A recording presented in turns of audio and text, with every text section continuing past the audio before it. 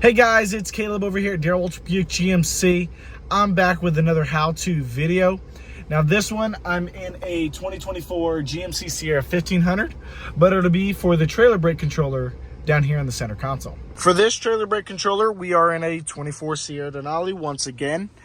The trailer brake controller is over here. Now if you have the column shifter, it'll be over here on the left versus the right. This one does have the 10-speed automatic precision shifter. This is to change the gain of the trailer to raise and lower it.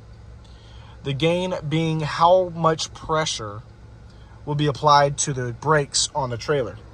This is to apply the trailer brake. So as you clamp it, that's how tightly you're getting into it to control it.